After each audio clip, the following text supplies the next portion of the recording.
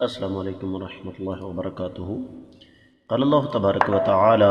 بعد اعوذ باللہ السمیع العلیم من الشیطان الرجیم انما المؤمنون الذین اذا ذکر اللہ وجلت قلوبهم واذا تلیت علیہم آیاتہ زادتهم ایمانا وعلی ربهم یتوکلون۔ معزز خواتین و حضرات، اللہ رب العزت کی توفیق سے آج ہفتہ کا دن ہے 12 صفر 1441 ہجری، 12 اکتوبر 2019 سے عیسوی، اور ہمارے سبق کا موضوع اللہ رب العزت کی پاکیزہ کتاب قرآن مجید کا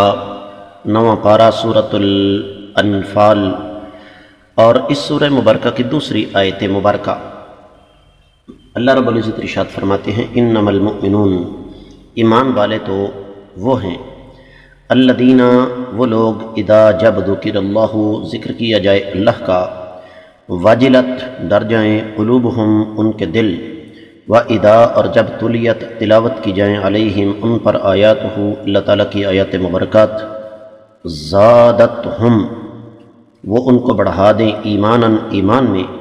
وعلی ربہم، اور اپنے رب پر، یتوکلون، وہ بھروسہ کرنے والے ہیں۔ بامحاورہ ترجمہ سماعت فرمائیے گا۔ ایمان والے تو وہ ہیں جب اللہ تعالیٰ کا ذکر کیا جاتا ہے تو ان کے دل ڈر جاتے ہیں، اور جب ان کے سامنے اللہ تعالیٰ کی آیات مبارکات پڑھی جاتی ہیں تو ان کا ایمان بڑھ جاتا ہے، اور وہ اپنے مالک پر، اپنے رب پر بھروسہ رکھتے ہیں۔ معزز خواتین و حضرات، امام ابن کثیر رحمۃ اللہ علیہ اس آیت مبارکہ کی تفسیر میں سب سے پہلی بات یہ بیان فرماتے ہیں کہ منافقین کے دل میں اللہ تعالیٰ کے ذکر میں سے کوئی چیز بھی داخل نہیں ہوتی، بے شک وہ فرائض ادا کیوں نہ کر رہے ہوں۔ تو منافقین کا ذکر ابن کثیر رحمۃ اللہ علیہ نے یہاں کیوں کیا؟ اس لیے کہ قرآن بنیادی طور پر ہماری تربیت کرتا ہے، ہمیں ٹٹولنا چاہیے کہ ہم کہیں منافق تو نہیں۔ اور ایک اور بات ابن کثیر رحمۃ اللہ علیہ یہاں بیان فرماتے ہیں، وہ فرماتے ہیں کہ منافقین اللہ تعالیٰ کی آیات میں سے کسی چیز پر ایمان نہیں لاتے،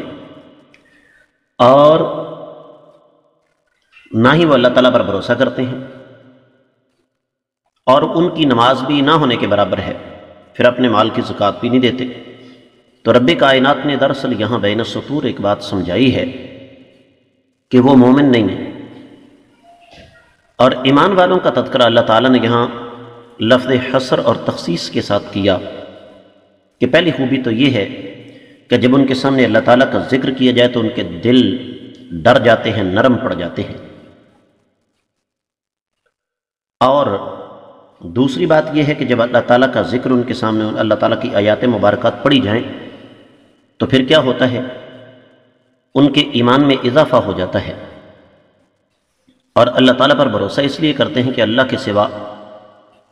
وہ کسی اور سے امید نہیں رکھتے۔ امام مجاہد بن جبر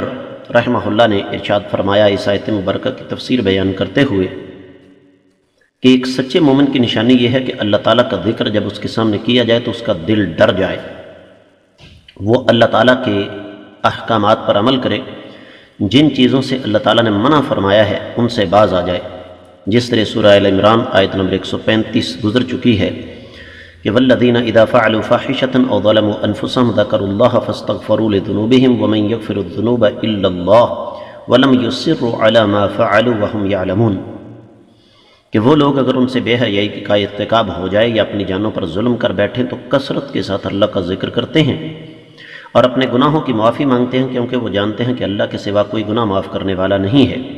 اور جو کام انہوں نے کیا اس پر اصرار نہیں کرتے، اور وہ اس بات کو اچھی طرح جانتے ہیں۔ سورۃ النازعات 30ویں پارے میں 40 اور 41ویں آیت مبارکہ۔ وَأَمَّا مَنْ خَافَ مَقَامَ رَبِّهِ وَنَهَى النَّفْسَ عَنِ الْهَوَىٰ فَإِنَّ الْجَنَّةَ هِيَ الْمَأْوَىٰ، جو اپنے رب کے سامنے کھڑا ہونے سے ڈر گیا اور اپنے آپ کو نفسانی خواہشات کا غلام بنانے سے روکے رکھا تو اس کا ٹھکانہ جہاں جنت ہے۔ تو ابن کثیر رحمۃ اللہ علیہ نے یہاں ایک اور بات بیان فرمائی ہے کہ اصل میں ایمان والا وہ شخص ہے کہ جب وہ ظلم کرنے لگے یا گناہ کی طرف آ جائے تو اسے کہا جائے اللہ تعالیٰ سے ڈر جاؤ، تو اس کا دل واقعی ڈر جائے۔ پھر اسی طریقے سے سیدہ ام درداء رضی اللہ تعالیٰ عنہ کا قول نقل فرمایا ہے ابن کثیر رحمۃ اللہ علیہ نے۔ وہ فرماتی ہیں کہ الوجل فی القلب احراق الصعفہ، کہ اصل میں دل کے ڈرنے سے مراد یہ ہے کہ انسان کے دل میں جو شیطانی وساوس پیدا ہوتے ہیں وہ جل جائیں۔ تو فرمایا جب دل کے اندر بغاوت کے جذبات پیدا ہوں تو اللہ تعالیٰ سے دعا کیا کرو۔ رب کائنات کے سامنے جب دعا کی جائے تو اللہ تعالیٰ دل کے اندر پیدا ہونے والے وساوس کو، شیطانی خیالات کو دور فرما دیتے ہیں۔ اور جو اگلی بات ہے وَإِذَا تُلِيَتْ عَلَيْهِمْ آيَاتُهُ زَادَتْهُمْ إِيمَانًا وَعَلَى رَبِّهِمْ يَتَوَكَّلُونَ، یہ آگے سورہ توبہ 124ویں آیت مبارکہ آ رہی ہے۔ وَإِذَا مَا أُنزِلَتْ سُورَةٌ فَمِنْهُمْ مَن يَقُولُ أَيُّكُمْ زَادَتْهُ هَٰذِهِ إِيمَانًا فَأَمَّا الَّذِينَ آمَنُوا فَزَادَتْهُمْ إِيمَانًا وَهُمْ يَسْتَبْشِرُونَ، جب کہ سورہ مبارکہ نازل ہوتی ہے تو ان میں سے کچھ ایسے ہیں وہ کہتے ہیں کہ اس سے کس کے ایمان میں اضافہ ہوا، تو ایمان والوں کے ایمان میں اضافہ ہوتا ہے اور وہ خوشخبریاں حاصل کرتے ہیں۔ پھر امام ابن کثیر رحمۃ اللہ علیہ نے عقیدے کا ایک بڑا بنیادی مسئلہ یہاں نقل فرمایا ہے، اور وہ یہ کہ فرماتے ہیں کہ امام بخاری رحمۃ اللہ علیہ اور دیگر ائمہ نے اس آیت مبارکہ سے بہت پیارا استدلال کیا ہے، اور وہ یہ کہ ایمان میں کمی بھی ہوتی ہے، ایمان میں اضافہ بھی ہوتا ہے، اور مختلف انسانوں کے دل ایمانی اعتبار سے ایک دوسرے سے مختلف ہیں، کیونکہ بعض لوگوں کا یہ عقیدہ ہے کہ ایمان ایک سالڈ چیز ہے، ایک سخت چیز ہے، اس میں نہ کمی ہوتی ہے اور نہ ہی اس میں اضافہ ہوتا ہے، اور یہ عقیدہ اہل سنت والجماعت کے خلاف ہے۔ معزز خواتین و حضرات، اہل سنت والجماعت کا یہ عقیدہ ہے کہ ایمان کم بھی ہوتا ہے، ایمان بڑھتا بھی ہے، اور یہ بات اچھی طرح ذہن نشین کر لیجئے گا کہ جو لوگ یہ کہتے ہیں کہ ایمان میں کمی یا اضافہ نہیں ہوتا، ان کا یہ عقیدہ ہے کہ ایک صحابی کا اور ایک شرابی کا ایمان برابر ہے، اور یہ سلسلہ محال ہے، یہ ناممکن ہے۔ تو اس لیے ایمان بڑھتا بھی ہے اور ایمان کم بھی ہوتا ہے، یہ عقیدہ پختہ ہونا چاہیے۔ اور یہ جو بات ہے نا وَعَلَىٰ رَبِّهِمْ يَتَوَكَّلُونَ، امام ابن کثیر رحمۃ اللہ علیہ فرماتے ہیں اس کا معنی یہ ہے کہ لا یرجون سواہ، اللہ کے سوا کسی سے امید نہیں رکھتے، ولا یقصدون الا ایاہ، اور اللہ کے سامنے اللہ کے علاوہ کسی اور کے سامنے اپنی مرادیں نہیں رکھتے، اور اللہ کے سوا کسی اور کے سامنے دعا کے لیے دامن نہیں پھیلاتے، اور اپنی حاجتیں اللہ کے سوا کسی اور سے نہیں مانگتے۔ اللہ کے سوا کسی اور کا ڈر ان کے دل میں نہیں ہوتا، اور وہ اس بات کو اچھی طرح جانتے ہیں کہ اللہ جو چاہتے ہیں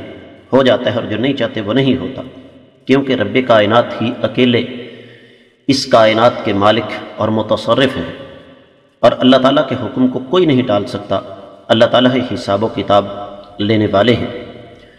یہی وجہ کہ سعید بن جبیر کا قول نقل فرمائے ابن کثیر رحمۃ اللہ علیہ نے، فرماتے ہیں توکل علی اللہ جمع الایمان، کہ جو انسان اللہ پر بھروسہ کرتا ہے وہ ایمان کی تمام صفات کو جمع کر لیتا ہے۔